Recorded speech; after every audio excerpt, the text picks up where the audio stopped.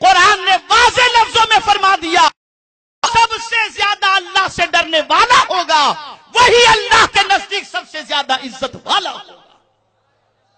صحابہ کی زندگی دیکھو، چٹائی پر زندگی گزارتے تھے،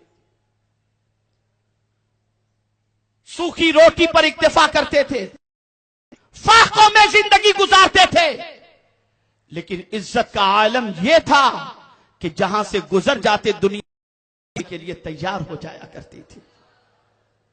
آئیے میں آپ کو بتاؤں، اے رسول گرامی وقار صلی اللہ تعالی علیہ وسلم کے دیوانوں، 800 سال کے پہلے کا ہمارا سنہرا ماضی دیکھو کیسا تھا۔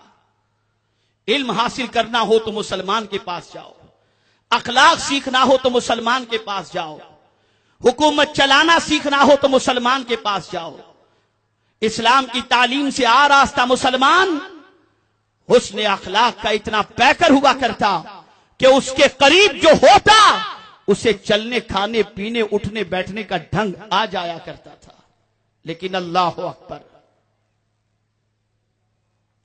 اس فکر کو، اس سوچ کو سے متعلق اور غیروں نے مسلمان کی فکر کو قبول کر لیا تھا اور مسلمان کے قریب بیٹھنا پسند کرتے تھے۔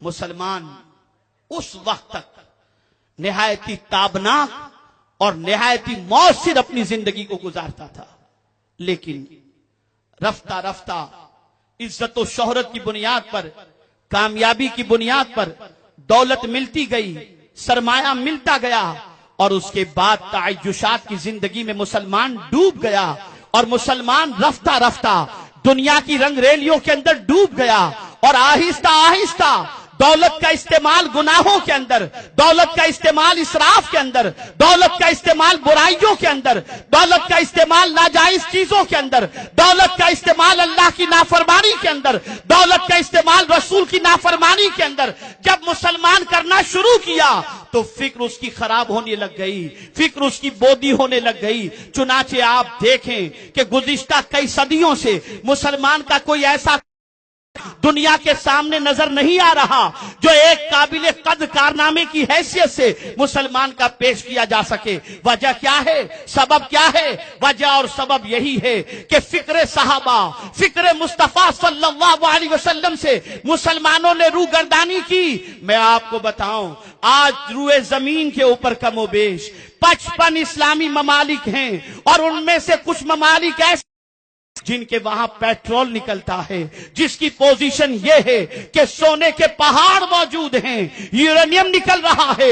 یہ ساری چیزیں موجود ہونے کے باوجود میں ایک سوال پوچھنا چاہتا ہوں، کیا ان ممالک کے اندر کوئی ایسی بھی یونیورسٹی ہے جہاں پر دنیا کے دوسرے مذہب کے ماننے والے لوگ علم حاصل کرنے کے لیے آ سکیں؟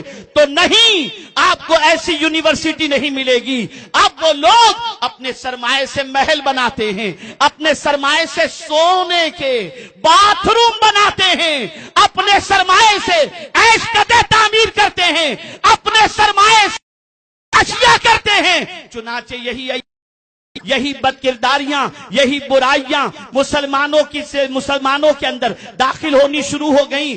اس لیے کہ یاد رکھو، امام حسین کی جنگ یزید کے ساتھ جو تھی، اس جنگ کی ایک وجہ یہ بھی تھی کہ یاد رکھو، جو صاحب اقتدار کی فکر ہوتی ہے وہی رعایا کی فکر ہوتی ہے۔ آپ اچھی طریقے سے یاد رکھو، امام حسین نے دیکھا کہ خلافت کا دعویٰ کرنے والا یزید جو ہے وہ شرابی ہے، یزید جو ہے وہ زانی ہے، یزید جو ہے وہ بدکردار ہے۔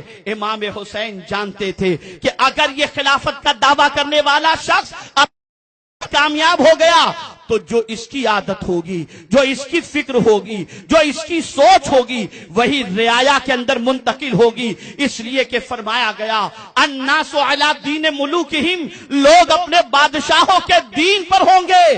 چنانچہ یزید کی فکر کو لوگوں پر تسلط نہ ہو سکے، لوگوں پر یزید کی فکر مسلط نہ ہو، امام نے بیڑا اٹھایا اور دنیا کے سامنے پیش کیا۔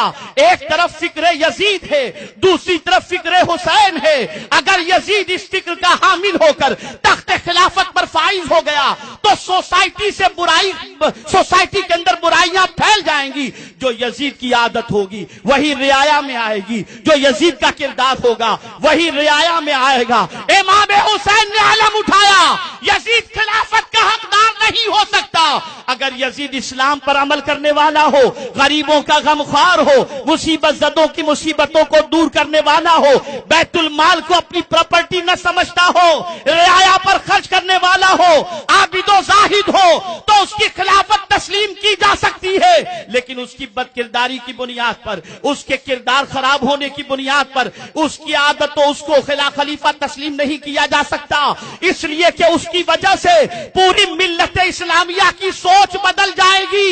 امام نے جان دے دی اور بتا دیا فکر وہی سچی ہے جو حسین پیش کر رہے ہیں, فکر وہ سچی